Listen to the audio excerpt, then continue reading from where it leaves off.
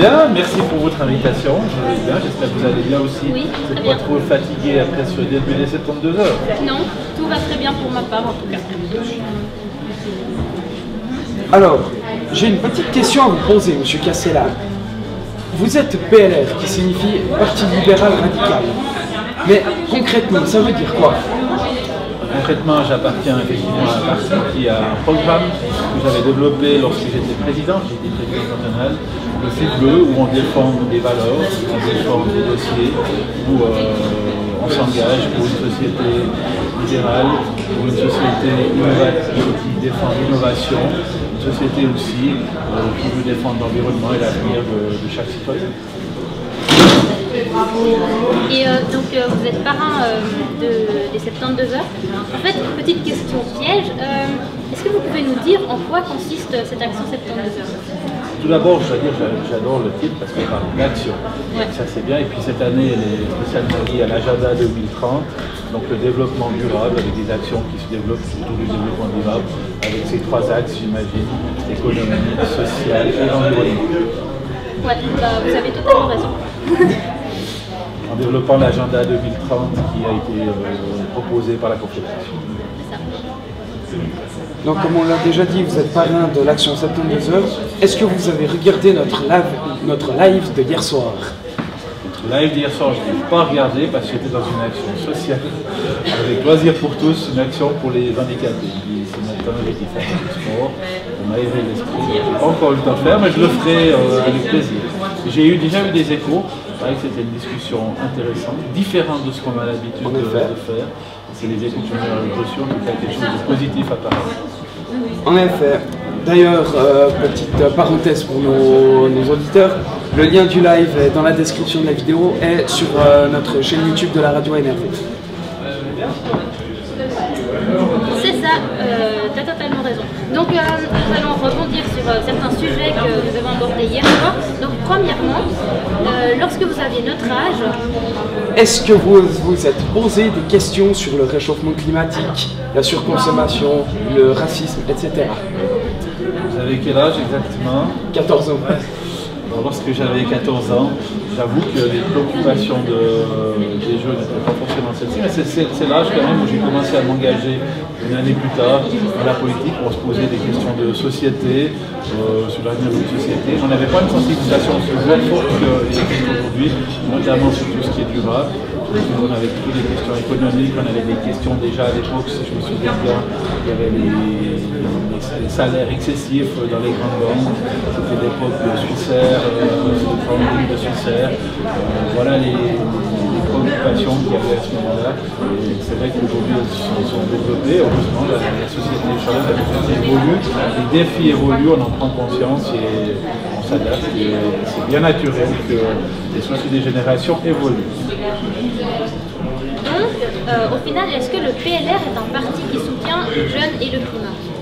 Alors, tout parti, j'ai envie de dire, doit soutenir les jeunes puisque c'est l'avenir d'un pays. Le but d'un parti, c'est de créer la société la plus prospère possible pour le futur.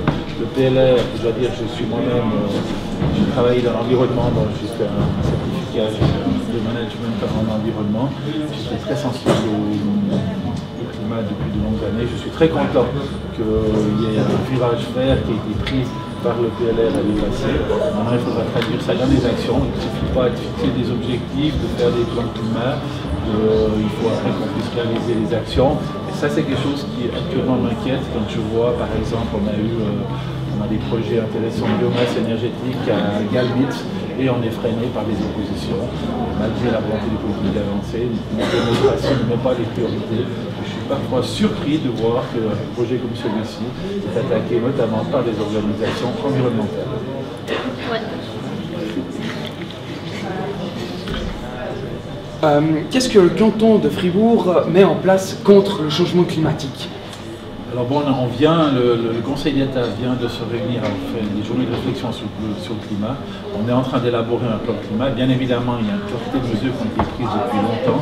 Dans le plan climat, il y a deux choses. Il y a la résilience, c'est-à-dire qu'il faut s'adapter au climat qui évolue, parce que c'est une réalité, et puis notamment au niveau social pour les personnes âgées, mais aussi pour les cours d'eau, pour la faune, pour les forêts. On doit prendre des mesures d'adaptation. Et puis l'autre, c'est lutter contre les gaz à effet de serre, contre l'évolution de ce climat. Et là, il y a différentes mesures qui se prennent, que ce soit en termes de mobilité, en termes d'énergie renouvelable, en termes d'exemplarité aussi de l'État. Typiquement, un exemple, nous sommes en train, dans ma direction, de construire une ferme à Grand-Nœud, une nouvelle ferme école, avec du bois local, avec de la fourniture d'énergie renouvelable sous forme de photovoltaïque, mais aussi sous forme de biomasse, et encore avec se rallie à un chauffage à distance qui utilise l'énergie qui est consommée notamment à la SAIDA, c'est-à-dire des déchets publics. C'est toute une foule d'actions, c'est un thème totalement transversal et j'ai donné quelques thèmes, l'agriculture aussi, on fait plein de choses. C'est toute une foule d'actions quelque part et c'est parfois difficile à vendre. On dit souvent qu'il ne se fait pas assez, c'est peut-être complètement vrai. Par contre, il y a une somme de petits pas qui nous permettront d'arriver à l'objectif final qui est celui de contenir cette évolution climatique. Voilà, donc vous faites quand même aussi des actions pour le climat. Est-ce que le 15 mai 2020, vous allez aller à la grève pour le climat? Non, parce que c'est pas. J'ai jamais été quelqu'un qui participe aux manifestations. Je suis plutôt quelqu'un qui aime m'engager dans l'action. Je pense qu'on a besoin de tout, parce qu'on a besoin aussi de cette sensibilisation. Et je remercie les jeunes qui ont déclenché. Mais à chacun son rôle. Moi, le mien, c'est plutôt d'aller défendre des dossiers, que ce soit à Béabou, à Fribourg, et surtout d'essayer de les concrétiser. Parce qu'aujourd'hui, je vous l'ai dit avant, mais c'est ce qui me fait le plus peur, c'est la concrétisation de ce projet. On a beaucoup de bonne volonté, beaucoup d'idées, mais je trouve qu'on a vraiment de la difficulté à les mettre en œuvre. Au-delà des papiers, des bonnes résolutions, derrière, il faut que ce soit des gens. Ouais, vous avez raison. Que pensez-vous du fait que les jeunes étudiants fribourgeois ne puissent pas quitter leur école pour sauver notre futur? Eh bien, moi, je pense que les jeunes étudiants fribourgeois ou autres sont appelés à s'engager dans la politique. J'avoue très honnêtement que j'ai un peu de peine à ce qu'on passe à côté de la formation. La formation, c'est aussi ce qui nous permettra de mieux répondre aux défis climatiques futurs. Je n'ai pas envie que le débat sur le climat, l'engagement sur le climat, se fasse au détriment de la formation simplement par des obéissances civiques. Je pense qu'il y a d'autres moyens de le faire. D'ailleurs, on doit le faire dans le cadre de la formation. On a aussi des modules de formation qui traitent de cette chose.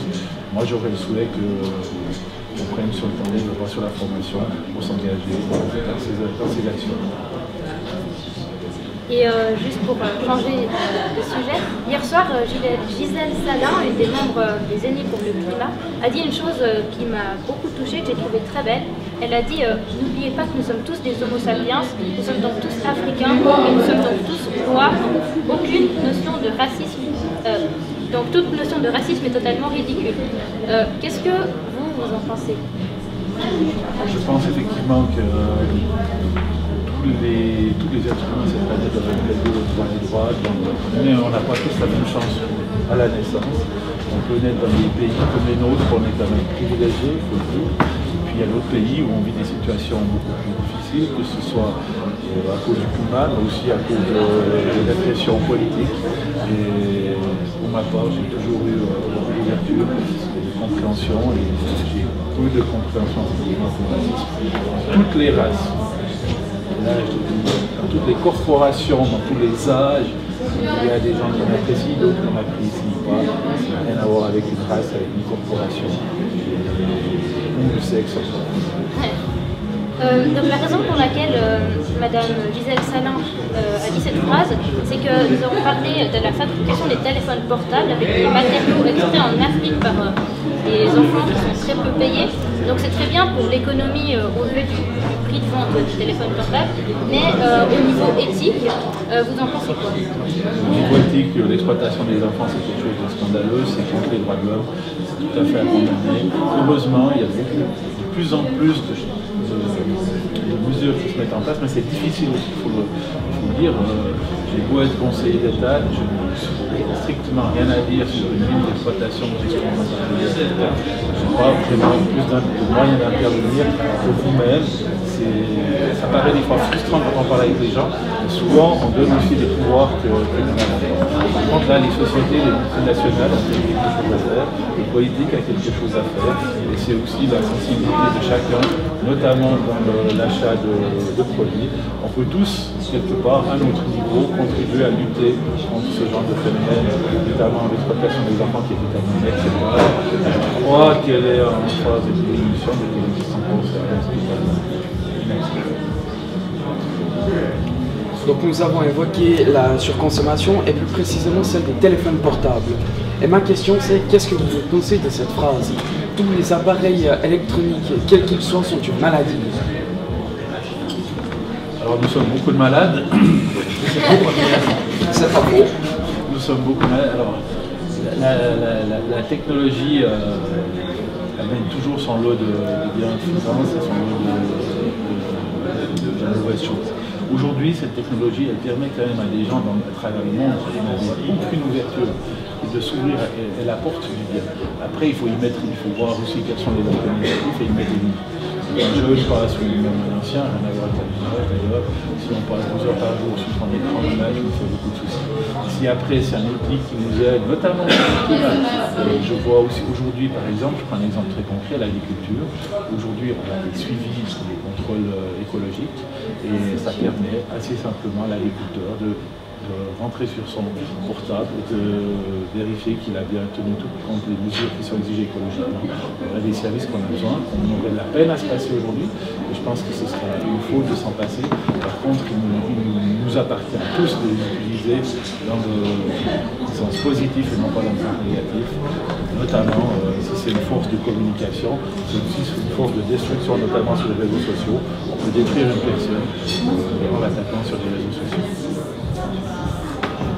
C'est vrai, vous avez raison, il faut vivre avec son temps, mais maintenant la petite question pour terminer, c'est que l'Action 72 heures, elle est basée sur les 17 objectifs 2030 édictés par l'ONU. Quel est pour vous, ou pour le canton de Fribourg peut-être, l'objectif prioritaire qu'il faudrait retenir absolument? Alors, je n'ai honnêtement pas envie d'en retenir un, parce que je pense qu'il y en a plusieurs qui sont extrêmement importants. On ne peut pas seulement développer un objectif et oublier tous les autres. Je crois que ceux qui sont mis, bon, on parle du climat bien évidemment, mais quand on parle aussi de l'accessibilité à de l'eau potable pour les gens à travers le monde, ce n'est pas un objectif qu'on peut oublier non plus. Donc là, ça, c'est pas la priorité du canton de Fribourg. Par contre, c'est des priorités qu'on ne doit pas négliger. La pauvreté sur le monde, c'est quelque chose d'extrêmement important. Après, au niveau de Fribourg, là où on peut s'engager, ça peut être exactement sur les objectifs de l'environnement à notre échelle, parce qu'on dit que chacun doit faire son effort. Et j'ai vraiment pas envie de dire qu'il y a un seul objectif dans ce compte. Il y en a aussi qui sont connectés, qui quelque part, quand on améliore la pauvreté, on lutte contre la pauvreté, on lutte aussi pour l'approvisionnement avec de l'eau potable, etc. Quand on lutte contre l'exploitation des enfants, là aussi on lutte. C'est vrai qu'ils sont tous liés, ces 17 objectifs. Voilà l'idée que je cherchais, merci. Monsieur Didier Castella, merci d'être venu pour nous soutenir. On apprécie beaucoup votre geste. Vous restez pour le petit jeu de cartes de cet après-midi? Alors je vais me déplacer pour jouer au jeu de cartes au Café Populaire à Fribourg. J'allais rejoindre d'autres. Mais en tout cas, je vous remercie. Je vais aller voir d'autres actions. J'ai prévu mon après-midi pour aller visiter les différentes actions dans Fribourg, donc j'en visiterai 3. Alors, merci beaucoup. Voilà, on arrive à la fin de cette vidéo. Merci de l'avoir regardée. Si elle vous a plu, n'hésitez pas à lâcher un like dans les commentaires. Ça nous ferait très plaisir. Et surtout, abonnez-vous à la chaîne de la radio NRV. À bientôt. Merci à vous et bon courage dans cette fin des 72 heures. Merci.